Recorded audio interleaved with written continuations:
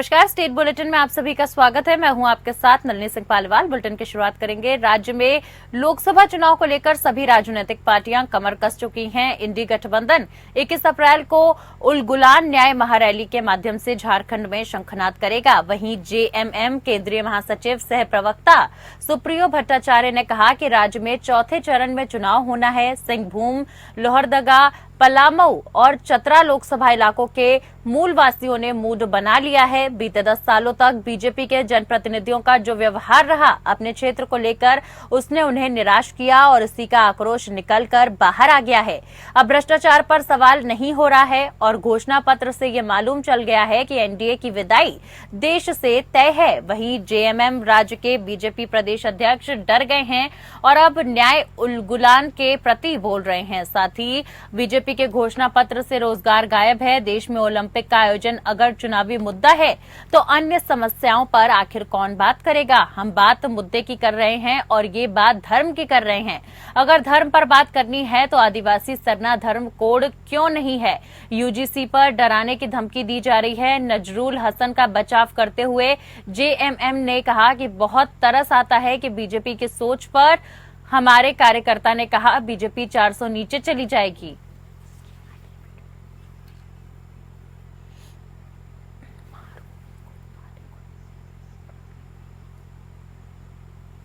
धनबाद लोकसभा में चुनाव की तैयारी को लेकर बीजेपी ने झारखंड के बोकारो के एनआईपीएम सभागार में बोकारो विधानसभा के शक्ति केंद्र की बैठक आहूत की गई। आपको बता दें, इस कार्यक्रम की अध्यक्षता जिला अध्यक्ष जयदेव राय ने की। साथ ही कार्यक्रम के मुख्य अतिथि के रूप में पूर्व प्रदेश अध्यक्ष सह लोकसभा कलेक्टर प्रमुख दीपक प्रकाश, प्रतिपक्ष अमर कुमार बाउरी, बोकारो विधायक बीरांची नारायण, धनबाद से लोकसभा प्रत्याशी ढुल्लू महतो मौजूद रहे। साथ ही बैठक में पूर्व प्रदेश अध्यक्ष दीपक प्रकाश ने शक्ति केंद्र के अध्यक्ष, संयोजक और संयोजक को प्रत्येक बूथ में 370 वोट बढ़ाने की बात कही। उन्होंने कहा कि सभी शक्ति केंद्र के पदाधिकारी अपने घरों में 10 बीजेपी का झंडा लगाने का काम करेंगे। जिस तरह से प्रधानमंत्री नरेंद्र मोदी का फिर से तीसरी बार प्रधानमंत्री बनना तय है, इस तरह से धनबाद से बीजेपी प्रत्याशी ढुल्लू महतो की जीत भी तय है।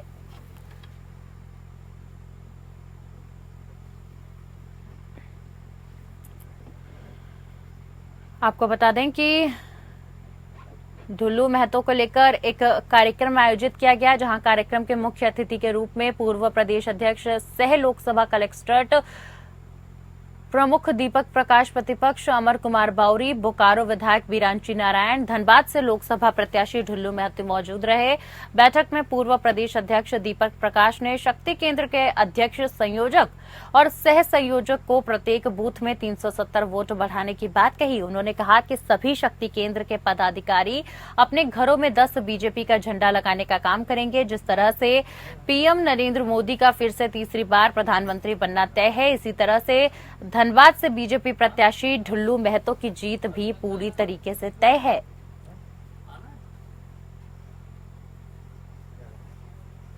घरों में 10 बीजेपी के झंडे लगाने का काम किया जाएगा।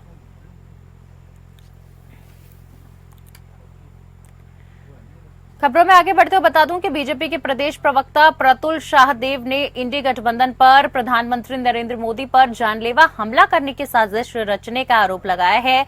प्रतुल ने कहा कि साहिबगंज में झामुमो केंद्रीय समिति के सदस्य नजरुल इस्लाम ने विकृत मानसिकता और जिहादी सोच का परिचय देते हुए मोदी को जमीन में 400 फीट नीचे गाड़ने की धमकी दी है। पुलिस ने अभी तक कोई कार्यवाही इस मामले में नहीं की है। ये साफ दिखाता है कि सरकार ऐसे जिहादी तत्वों को बढ़ावा दे रही है। इससे पूर्व कोडरमा में राजद नेता ने मोदी की खोपड़ी में गोली मारने की बात कही थी।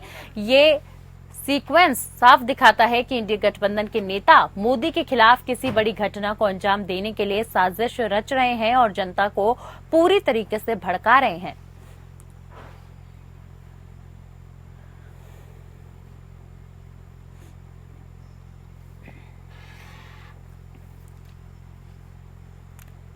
राज्य के मुख्य चुनाव पदाधिकारी के रवि कुमार ने लोकसभा चुनाव के मद्देनजर जागरूकता सामग्री के लोकार्पण कार्यक्रम में कहा कि लोकसभा चुनाव में दिन भर मतदान की व्यवस्था की गई है। सुबह 7 बजे से शाम 5 बजे तक मतदान किया जा सकेगा। वहीं 5 बजे से पहले अपने मतदान केंद्र पर पंक्तिबद्ध रहने वाले लोग मताधिकार का प्रयोग कर सकेंगे।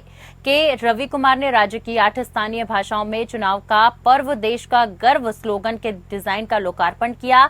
उन्होंने नागपुरी गीत चुनाव पर परब देश कर गरब, लघु फिल्म उड़ चली, निर्वाचन संबंधी कॉलर ट्यून और रिंगटोन भी जारी किया। इन सभी प्रचार सामग्रियों के माध्यम से मतदाताओं को उनके वोट के महत्व की जानकारी दी गई है।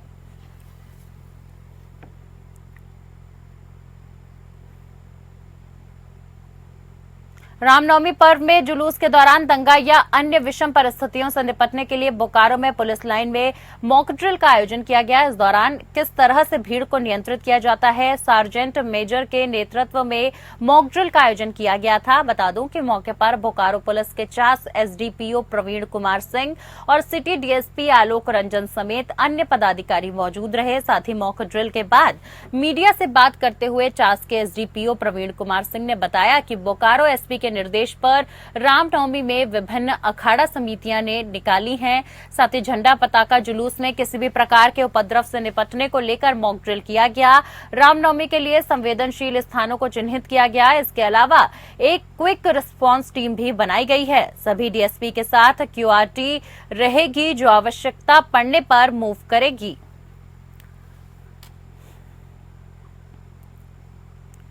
रामनवमी के दिन इसको लेकर मंदिरों में श्रद्धालुओं की भारी भीड़ देखी जा रही है। बता दें कि रामनवमी को लेकर पुलिस प्रशासन भी पूरी तरह से अलर्ट मोड में है। बोकारो के विभिन्न संवेदनशील जगहों पर ड्रोन से निगरानी की जा रही है, जबकि सभी चौक चौराहों पर पुलिस की तैनाती की गई है। शहर के विभिन्न चौक चौराहों पर लगे सीसीटीवी की मॉनिटरिंग नियंत्रण कब से की जा रही है। साथ ही आपको बता दें, लोग सुबह से ही मंदिरों में पूजा अर्चना करने के लिए आ रहे हैं और बोकारो के श्री राम मंदिर सेक्टर 1 में लोग परिवार के साथ पूजा अर्चना करने का काम कर रहे हैं। मुंबई से आए वेंकटेश ने बताया कि वे प्रत्येक वर्ष मुंबई से रामनवमी के दिन पूजा अर्चना करने आते हैं और इस बार का रामनवमी कुछ बेहद खास है, क्योंकि अयोध्या में रामलला अपने भव्य मंदिर में विराजमान हो चुके हैं। महिलाएं भी रामनवमी को लेकर उत्साहित नजर आ रही हैं और उन्होंने कहा कि हम लोग पूरे उत्साह के साथ रामनवमी मना रहे हैं।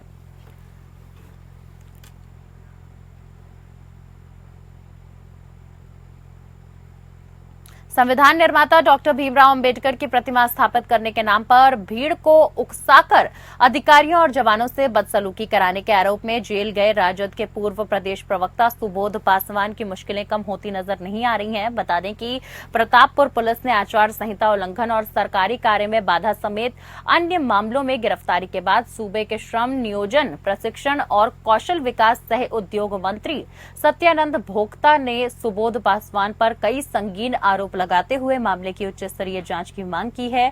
मंत्री सत्यानंद ने कहा कि सुबोध पासवान खुद को राजद का प्रदेश प्रवक्ता बताकर सीसीएल में नौकरी दिलाने के नाम पर दर्जनों युवकों से लाखों रुपए की अवैध वसूली कर चुके हैं। और इतना ही नहीं, सुबोध पासवान का नक्सलियों और क्षेत्र में सक्रिय अपराधियों से एक गहरा साझगांठ होने का भी आरोप मंत्री ने लगाया है। उन्होंने कहा कि जब लोग पैसे का तगादा करते हैं तो सुबोध बाउंसर का सहारा लेके उन्हें डराते धमकाते हैं।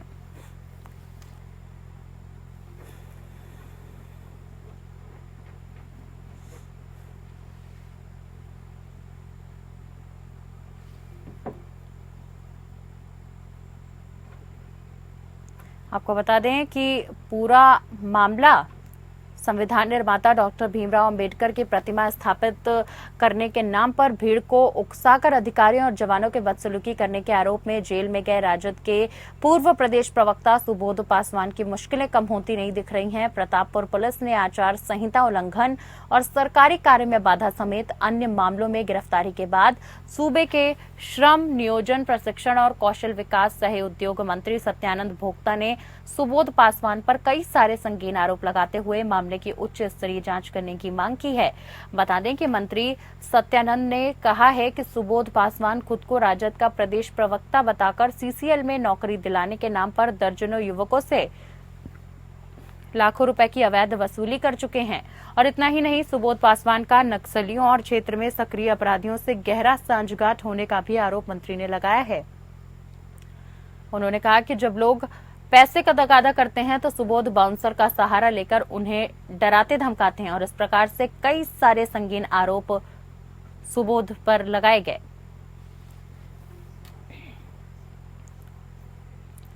खबर बिहार के भागलपुर से है। भागलपुर में बेखौफ बदमाशों ने 2 लोगों को गोली मारकर गंभीर रूप से घायल कर दिया है। घटना में एक की मौत पर हो गई है जबकि दूसरा गंभीर रूप से जख्मी है। घटना की जानकारी मिलने से बाद आनन फानन में पहुंचे परिजनों ने घायल को इलाज के लिए रेफरल अस्पताल सुल्तानगंज में भर्ती कराया, जहां पर डॉक्टरों ने बेहतर उपचार के लिए जवाहर नेहरू मेडिकल कॉलेज अस्पताल भेज दिया। बता दें कि घटना के संबंध में बताया जा रहा है कि गांव के ही पवन यादव को जानवर का चारा बेचा था, जिसका पैसा बाकी था। पैसा मांगने को लेकर दोनों के बीच कहासुनी और विवाद शुरू हुआ।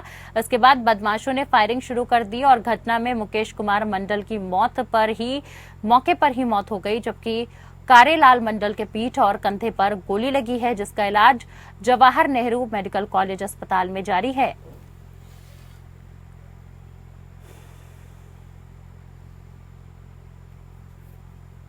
बता दें कि एक युवक ने जहां मौके पर ही अपनी जान गंवा दी है, वहीं दूसरे की हालत बेहद गंभीर बताई जा रही है।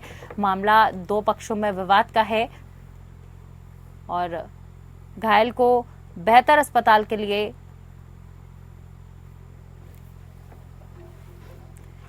बेहतर इलाज और उपचार के लिए जवाहरलाल नेहरू मेडिकल कॉलेज अस्पताल में भर्ती कराया गया है।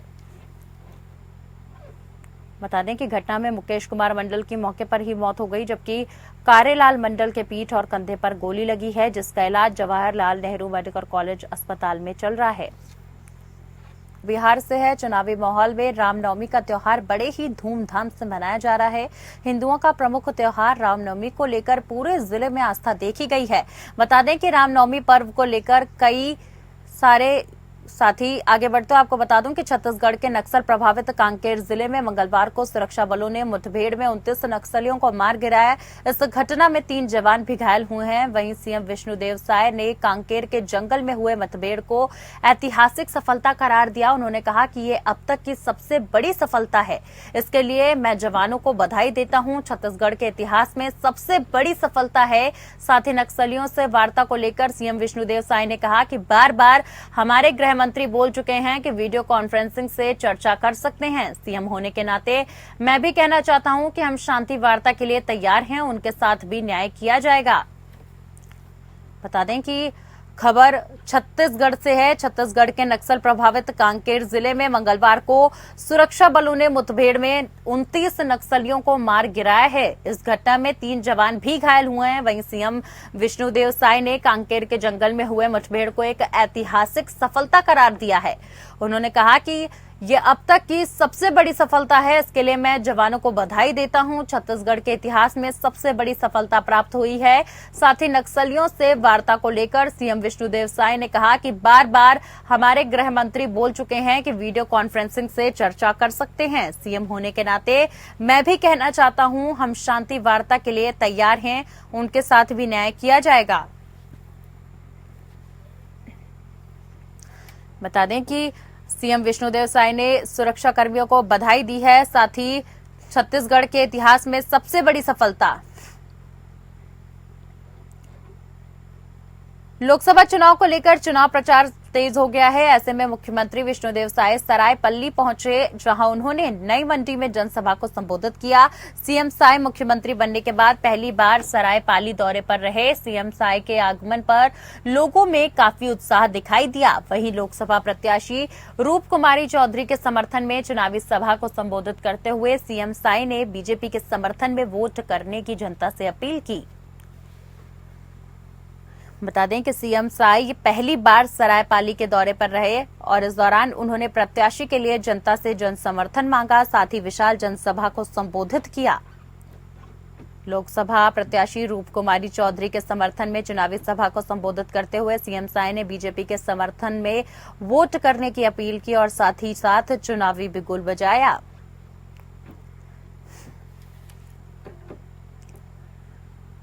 लोकसभा चुनाव को लेकर देश की दोनों प्रमुख राजनीतिक पार्टियों ने अपने अपने घोषणा पत्र का पिटारा जनता के सामने खोल दिया है। कांग्रेस ने बीजेपी के संकल्प पत्र को एक प्रेस कॉन्फ्रेंस के माध्यम से मोदी का जुमला पत्र बताया, तो वहीं कांग्रेस के न्याय पत्र में हर वर्ग के साथ न्याय करने की बात कही गई। वहीं प्रेस कॉन्फ्रेंस करते हुए कांग्रेस प्रवक्ता रुपेश दुबे ने कहा कि एक तरफ कांग्रेस ने जहां किसानों को एमएसपी की गारंटी और कर्ज माफी सहित कृषि यंत्रों और खाद बीज को जीएसटी मुक्त करने की बात कही है, वहीं दूसरी ओर बीजेपी ने किसानों के प्रति अपना फिर से अड़ियल रवैया अपनाते हुए एमएसपी की कोई ठोस बात नहीं कही है। कांग्रेस ने देश में बढ़ती महंगाई, बेरोजगारी को नियंत्रित करने की बात अपने न्याय पत्र में की है, वहीं बीजेपी ने इस पर कुछ नहीं कहा है। महादेव ऐप के नाम पर कांग्रेस पार्टी को बदनाम करने का काम बीजेपी कर रही है, जबकि महादेव पर पहली कार्यवाही छत्तीसगढ़ में कांग्रेस सरकार ने करते हुए 710 बैंक खाते फ्रीज कर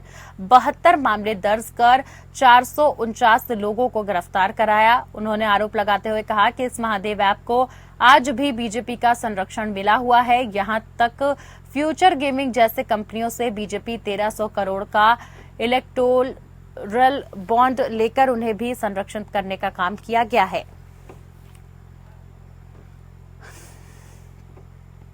सूरजपुर के कोतवाली थाना क्षेत्र में एक महिला से मस्जिद के मौलाना की तरफ से दुष्कर्म कर जान से मारने की धमकी देने का मामला सामने आया है। दुष्कर्म के बाद आरोपी मौलाना फरार हो गया।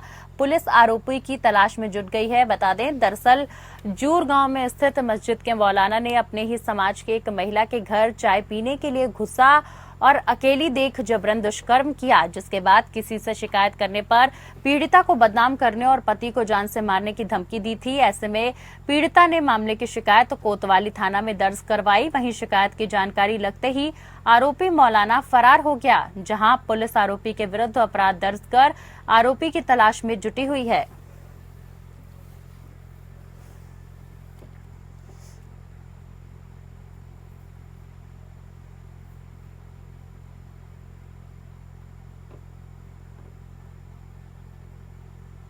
पंद्रह 1500 गाड़ियों के काफिले के साथ ज्योतिरादित्य सिंधिया का रोड शो हुआ। रोड शो में उनके साथ सीएम डॉक्टर मोहन यादव, पूर्व सीएम शिवराज सिंह और बीजेपी के प्रदेश अध्यक्ष वीडी मौजूद रहे। साथ ही काफिला झांसी रोड होते हुए गुरुद्वारा, माधव चौक, कोट रोड होते हुए नामांकन दाखिल करने कलेक्ट्रेट भवन पहुंचा। उन्होंने कलेक्टर को अपना नॉमिनेशन फॉर्म सौंपा। नामांकन पत्र दाखिल करने के बाद सिंधिया पोलो ग्राउंड में विशाल जनसभा को संबोधित किया। बता दें कि नामांकन पत्र दाखिल करने के बाद उन्होंने विशाल जनसभा को संबोधित किया। 1500 गाड़ियों के साथ नामांकन दाखिल करने पहुंचे ज्योतिरादित्य सिंधिया। इस दौरान उन्होंने रोड शो भी किया। बता दें कि 1500 गाड़ियों के काफिले के साथ ज्योतिरादित्य सिंधिया का रोड शो हुआ। रोड शो में उनके साथ सीएम डॉक्टर मोहन यादव, पूर्व सीएम शिवराज सिंह चौहान और बीजेपी के प्रदेश अध्यक्ष वीडी सिंह मौजूद रहे। काफिला झांसी रोड होते हुए गुरुद्वारा, माधव चौक, कोट रोड होते हुए नामांकन दाखिल करने कलेक्ट्रेट भवन पहुंचा। उन्होंने कलेक्टर को अपना नॉमिनेशन फॉर्म सौंपा। साथ ही नामांकन पत्र दाखिल करने के बाद सिंधिया पोलो ग्राउंड में विशाल जनसभा को संबोधित करने पहुंचे। तो फिलहाल के लिए इस बुलेटिन में मेरे साथ बस इतना ही। नमस्कार।